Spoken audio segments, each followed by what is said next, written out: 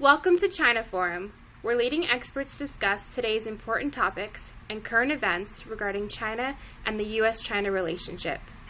Today, we are excited to be joined by Dr. David M. Lampton to discuss China's infrastructure development.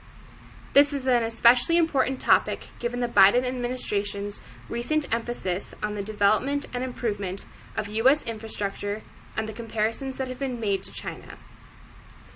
David M. Lampton is Senior Fellow at the SAIS Foreign Policy Institute and Professor Emeritus at Johns Hopkins SAIS. Immediately prior to this current post, he was Oxenberg-Rollin Fellow at Stanford University's Asia-Pacific Research Center from 2019 to 2020. For more than 2 decades prior to that, he was Hyman Professor and Director of China Studies at the Johns Hopkins School of Advanced International Studies. Lampton is former chairman of the Asia Foundation, former president of the National Committee on U.S.-China Relations, and former dean of faculty at SAIS. Among many written works is his most recent book with Selena Ho and Chung Chui Kwik, Rivers of Iron, Railroads and Chinese Power in Southeast Asia. He received his BA, MA, and PhD degrees from Stanford University in political science, where, as an undergraduate student, he was a firefighter. Lampton has honorary doctorate from Russian Academy of Sciences Institute of Far Eastern Studies. He is a life trustee on the Board of Trustees of Colorado College and was in the U.S. Army Reserve in the enlisted and commissioned ranks.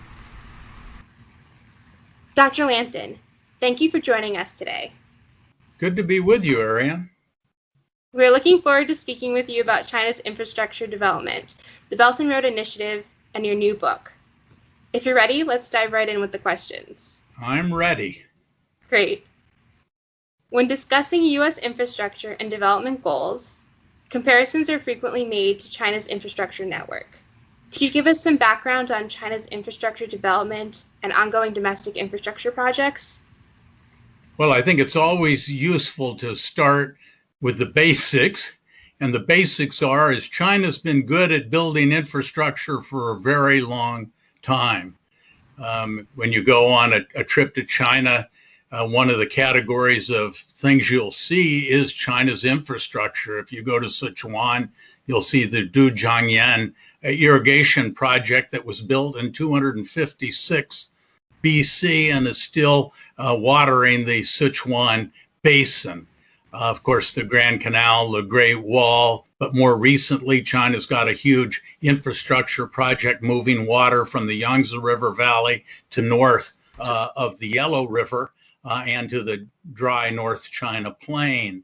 There's also the Three Gorges and all the dams China's building with internally and of course abroad as well. So I think the first thing to say is China seems to have a comparative advantage over a long time building big infrastructure. And in that sense, the current wave, both within China itself and abroad, exporting infrastructure, is China taking advantage of a comparative advantage it seems to have. Great. As the U.S. embarks on its own infrastructure development plans, are there lessons to be learned from China's successes? Well, I think there are a number, and we should talk about what those successes are. Now, of course, in all of these cases, completing a project is one thing, and how well it performs and how well it's built and does it create the expected revenue. These are all judgments that need to be made about any project, and certainly all of China's projects. And so evaluating the success or failure of projects takes some time, and we're not in a full position to evaluate all of the questions you would need for a kind of more well-rounded and solid answer. But I think at the level of just simply saying what has China built and how rapidly has it built it, it's been amazing. Basically, the heavy period of building infrastructure, you could say, was basically, let's say, 2005 through 2000 and up to the present time.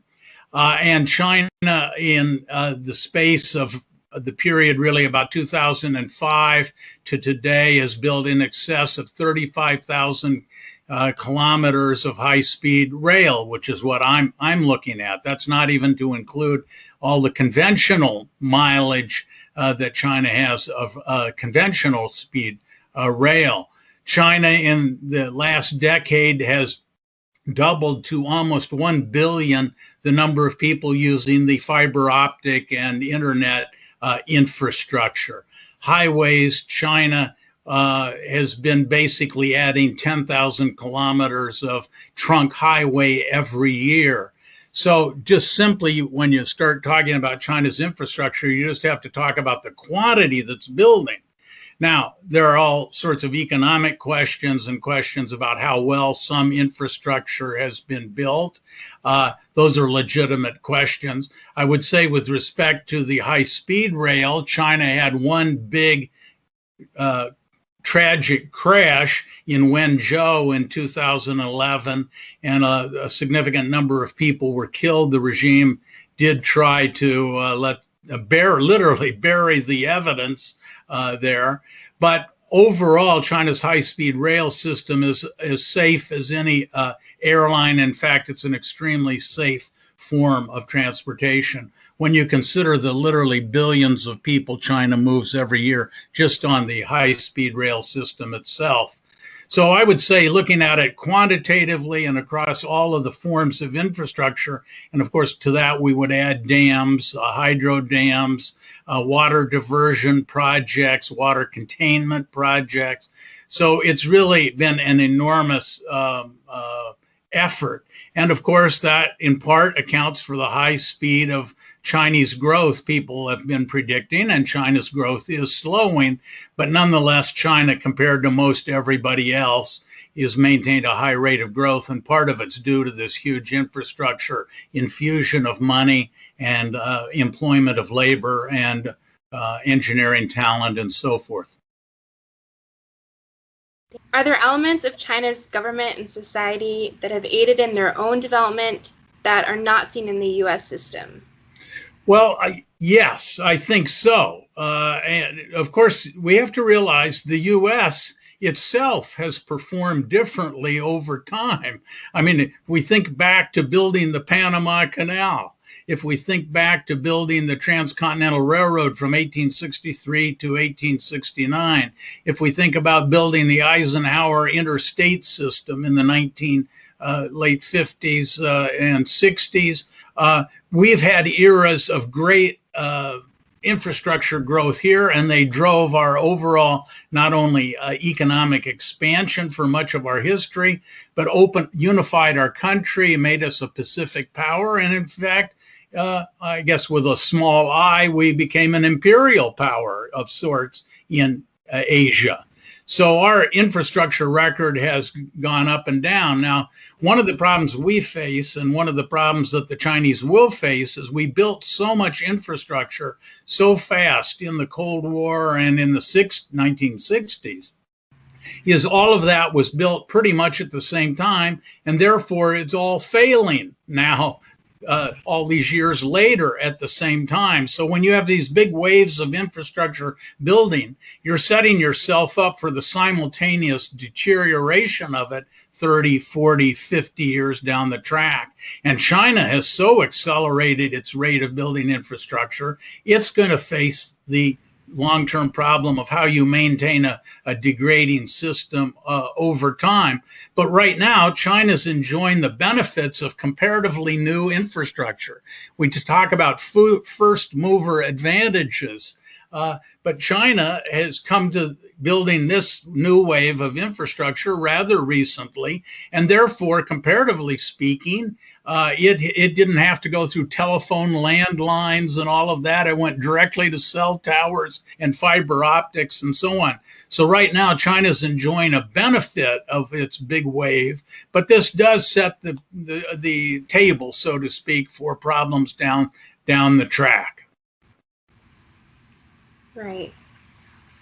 What are your thoughts on the Biden administration's current rhetoric surrounding infrastructure, such as striving to win a competition with China? Well, I think this relates to your last question, and is that what are some of the benefits or advantages China enjoys?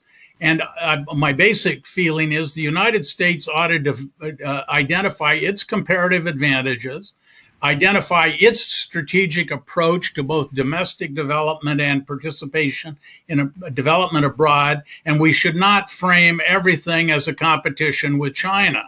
It seems to me it is true that China is growing rapidly. It's in our interest to grow rapidly, and therefore we ought to do everything within our power to do it.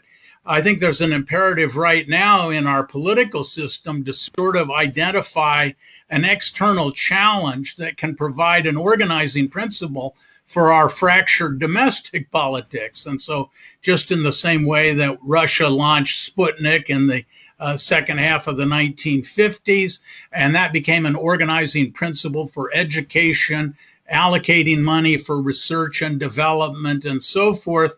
Now you see the same impulse, and there's a lot of legislation working its way through Congress that is framing the need for domestic and aid development of infrastructure abroad as meeting the China challenge.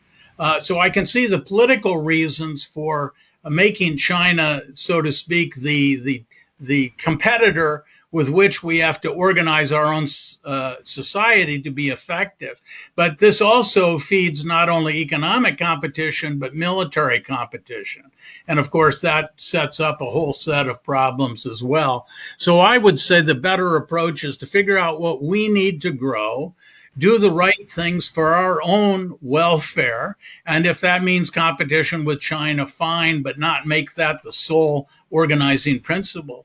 Now, China does have some advantages, one of which I said was that long history of building really big infrastructure. That's the first thing.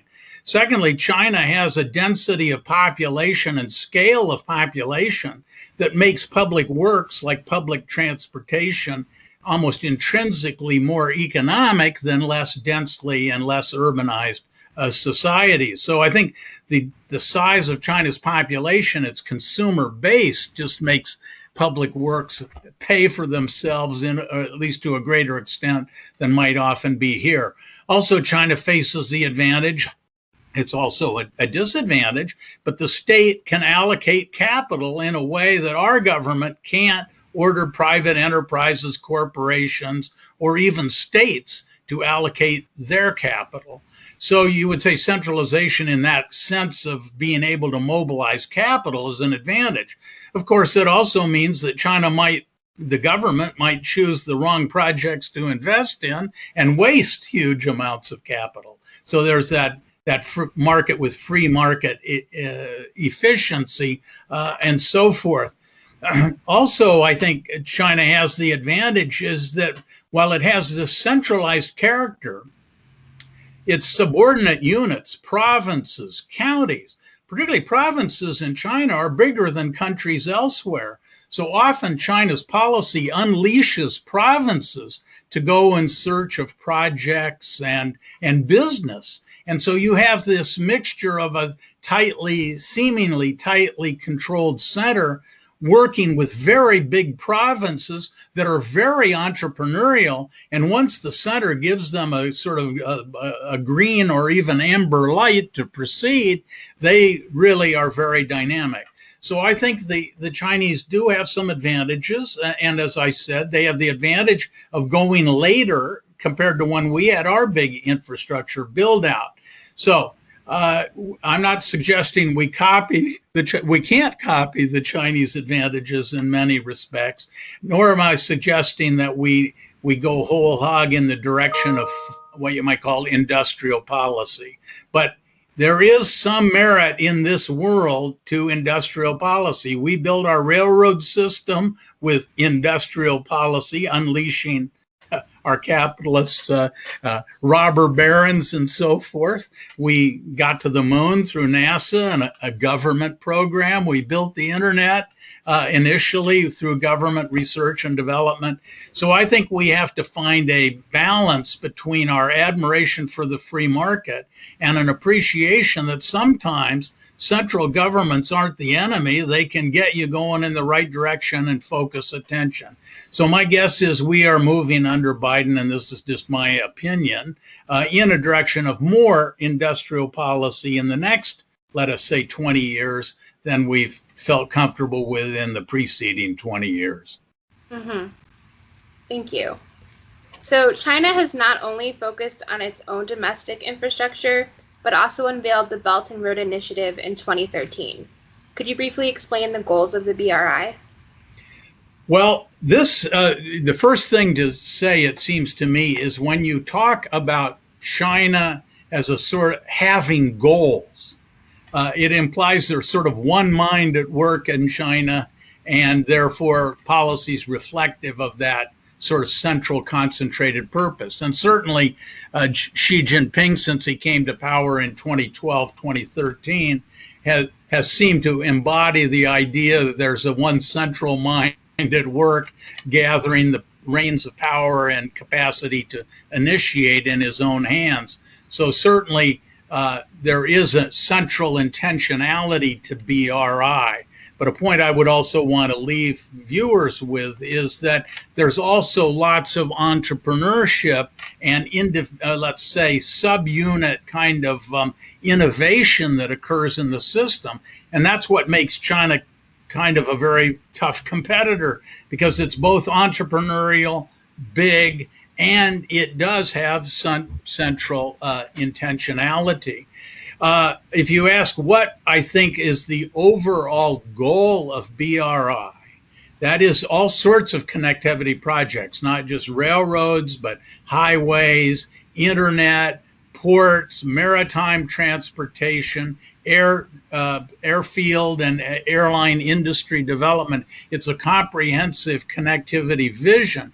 If you ask at the core, what is the purpose? I believe it is to make China the hub of all economic activity in East and Southeast and South Asia.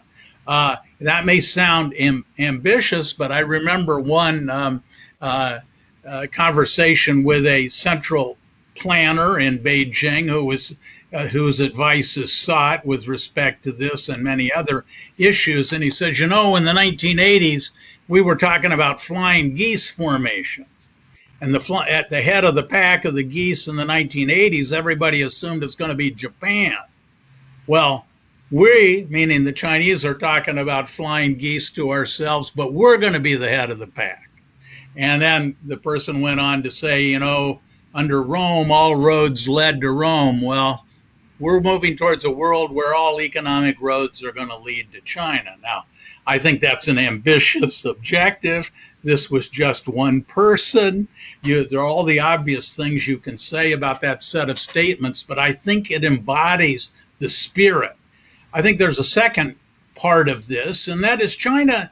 We've got to get out of the mode of thinking everything China thinks is a bad idea, or that big projects are inherently ill-advised. I think China starts from the kind of economic vision that China's rate of growth over time will slow as it gets bigger and its inefficiencies get worked out of the system. It becomes harder to maintain a big, fast growth rate. So they ask themselves, how do we keep our growth up? And the answer is we have to begin to export to the sort of lower end of our economic system, to those nearest, build supply chains, and we need to move up value added. And so I think the Chinese vision really is, at the most general level, is we can keep our growth rate up by helping our neighborhood grow rapidly. That is, it's easier to get rich in a rich neighborhood than in a poor neighborhood. Now, I think fundamentally that's not a bad idea.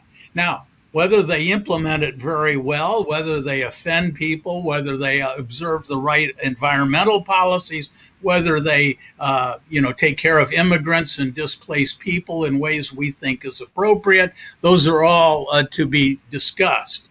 And there's a varied record on all of those issues as well. But I think the Chinese have a vision of themselves as the economic hub for their big, vast periphery, and they see that a growing, economically developing region is good for them. So you recently wrote a book, Rivers of Iron, examining the BRI railway system project in Southeast Asia. What was your experience doing research for this book like, and what were some of the insights you gained? Well, first of all, let me make it clear that I had two absolutely equal co-authors, one from Singapore, Selena Ho, and one from Malaysia, Chung Tree Quick. They're both professors. And I think a project such as this could not have been done by one just American professor, or for that matter, one Singaporean or one Malaysian. Our project covered 7 Southeast Asian countries directly, and that is essentially from in the north, Laos, Vietnam, and Burma, to all the way down to Singapore. So that's 7 Southeast Asian countries involved in this international network vision that both the Southeast Asians and the Chinese share. In addition, we had to study Indonesia, because Indonesia actually had the first Chinese, and is still being built, high-speed rail system from Jakarta to Bandung. In that project, China competed for the project with Japan and beat Japan to get the bid. There's a lot of discussion about how China, in fact, accomplished that. But they also, as it works out, competed in India, and in that case, Japan won and China did not. So it's not a question that China always wins. But anyway, we had 8 Southeast Asian countries in our project, if you include Indonesia. The rail network that we're looking at involves 7 of those 8 countries, not Indonesia. And so that was the sort of Southeast Asian component. Obviously, we had China, and so there's an 8th country. Indonesia's the 9th. So we had 9 very big countries. And so I say one professor, wherever they were from, would have found it very difficult to do field research in essentially 9 countries. You would have had linguistic problems. None of us had a big enough Rolodex to know all of the people in all of those countries we should be talking to. It takes a lot of knowledge about the local politics in these areas. So you had to have a team approach, a cross-national approach, a comparative approach. And I think that one of the interesting things about this is, what are the benefits and probably some downsides to a cross-national team doing comparative research?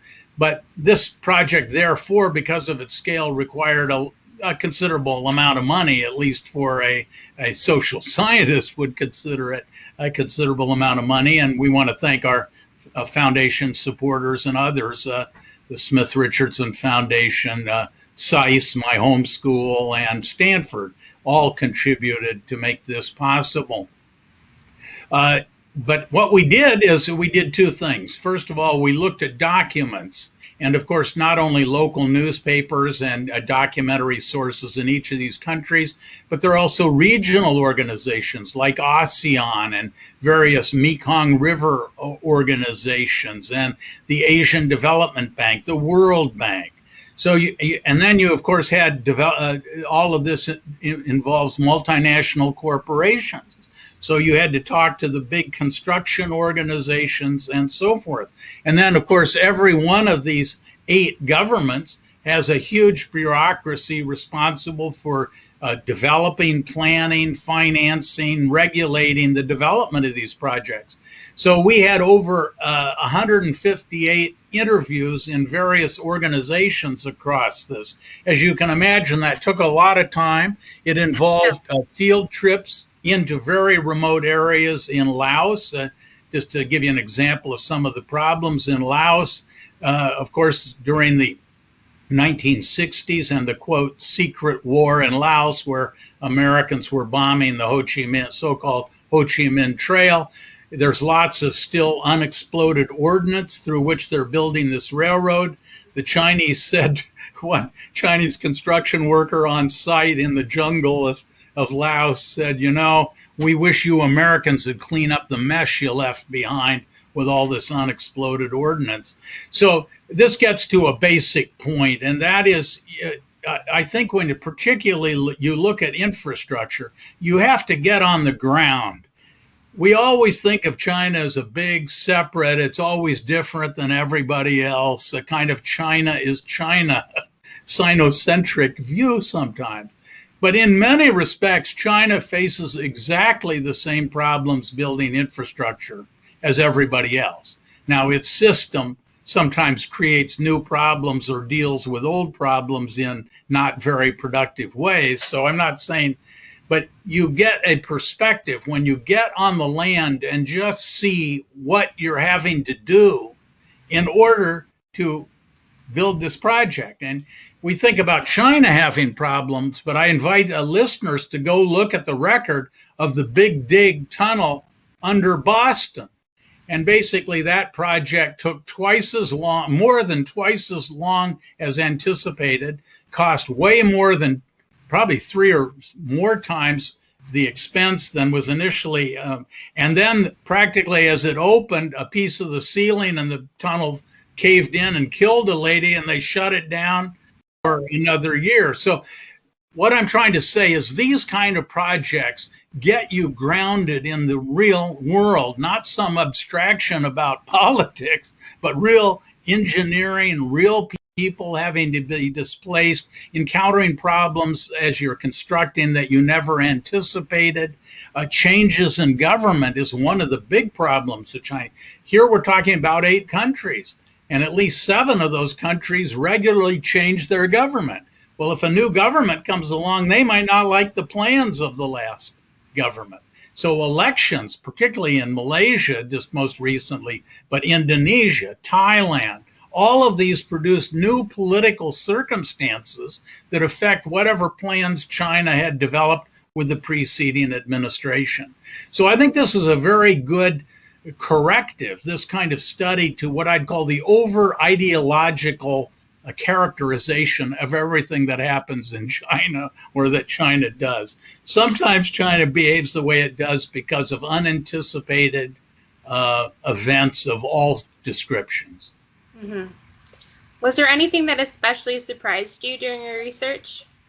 Well, I think a number of things, and I must say it was one of the most enjoyable projects that I've done. I just really enjoyed it because it was so new. But I think the big banner sort of new conclusion is that right now we're sort of in a frame of mind to see China as this Goliath, this Leviathan bestriding the world and sort of crushing everything in its wake.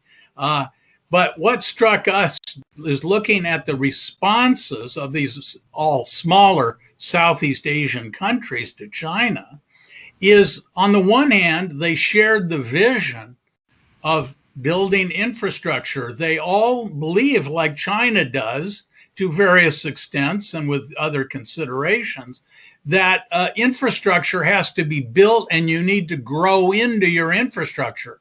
You can't wait for urbanization and development and then build the infrastructure.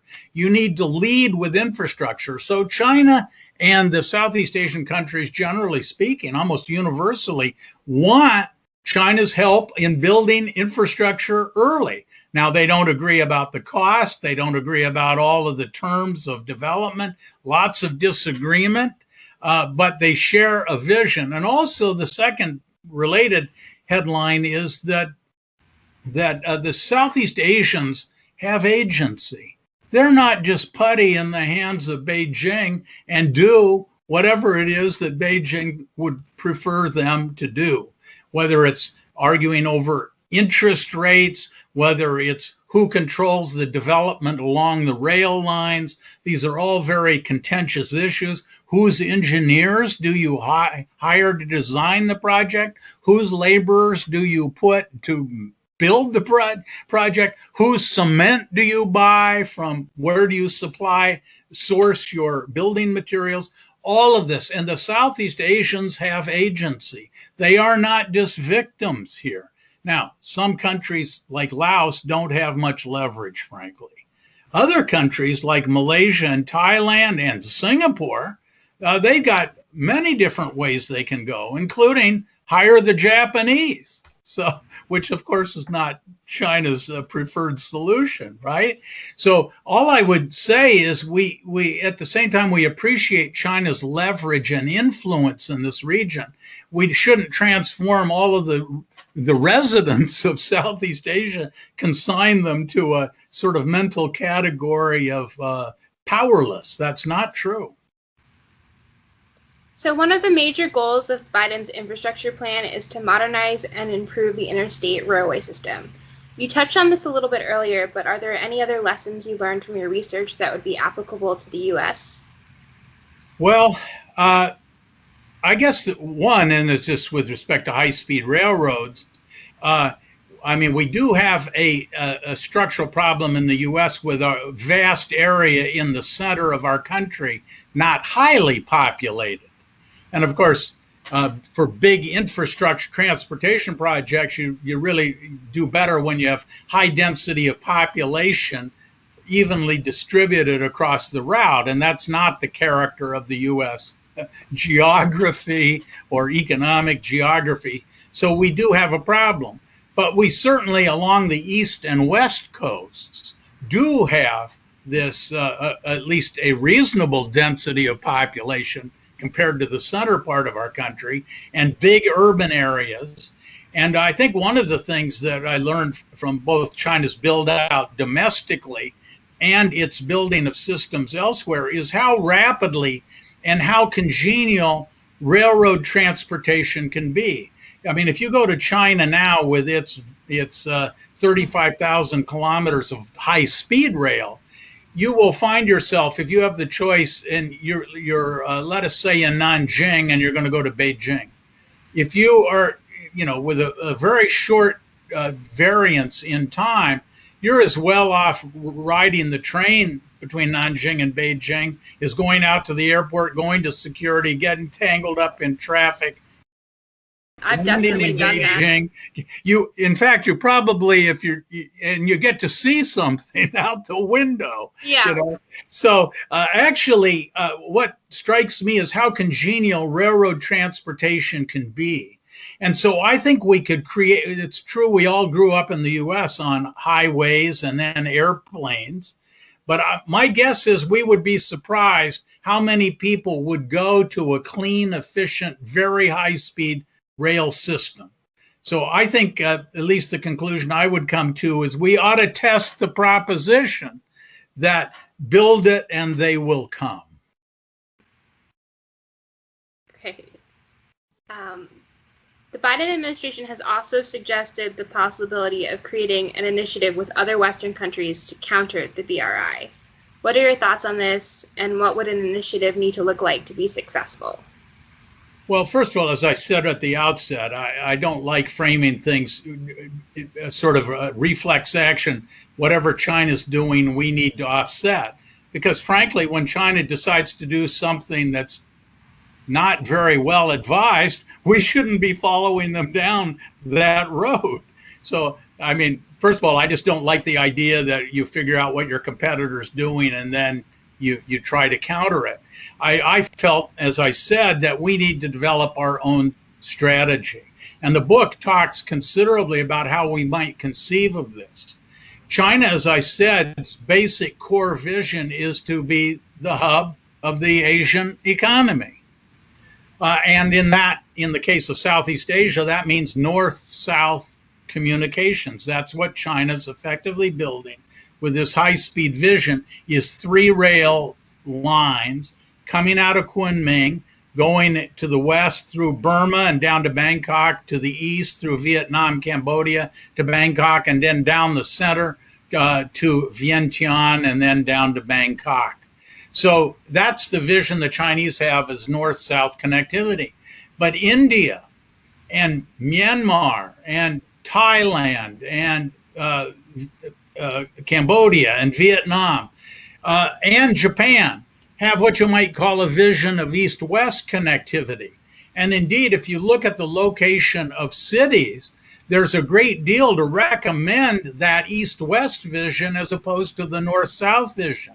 So I think the United States ought to join with like-minded countries India, just as an example, but certainly Thailand, Vietnam.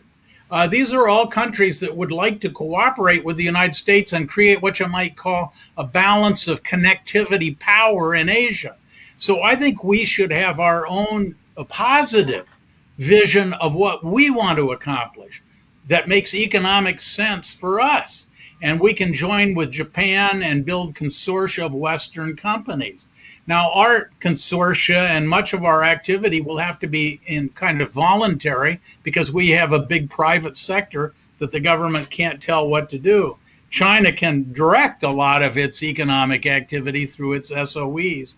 So I think we should take advantage of what we are good at, have a strategy that makes sense in its own terms. And I think if we have an Asia with a balanced connectivity flow towards China, that's perfectly reasonable. There's no reason the United States should oppose connectivity with China.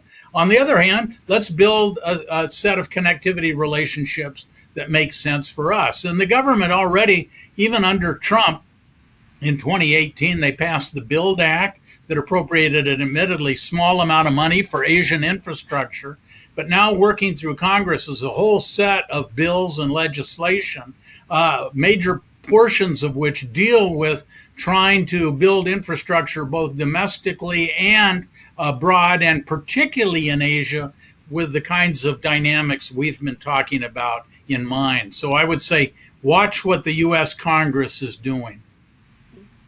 Thank you. Lastly, now that we have a better understanding of China's infrastructure development, could you explain why infrastructure development is such an important goal, especially within the context of the current U.S.-China relationship? Well, first of all, I think we all have an interest in domestic economic growth. And there's a lot of talk about economic decoupling, supply chain diversification, not being too dependent on China.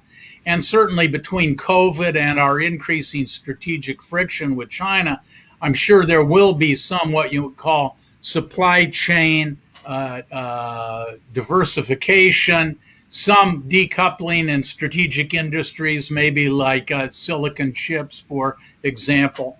So there will be some reconsideration of how interdependent in various areas we wish to be with China. I think that for the next period of time is an inevitable trend. But, and this is, I think, the more important point, over time and across the whole field of human and economic and technological and tourist behavior, I think interconnectivity and connectivity, that is the future. So we have to keep two things in mind: a more cautious approach to connectivity within the framework that connectivity, I don't think globalization's dead. I don't think supply chains are dead. We'll become more strategic and selective, I'm sure, but we're not going to end it. So I think we have to kind of build the kind of connectivity network that we think is in our interest, not get to a kind of a frame of mind that we're going to be self-reliant and do everything by ourselves. There's frankly not much future in that. Thank you so much for taking the time to share your insights with us. I've also included a link to your book in the video description so our viewers can learn more, and thank you so much. Well, thank you, Ariane, and thank you for the good work the Foundation does.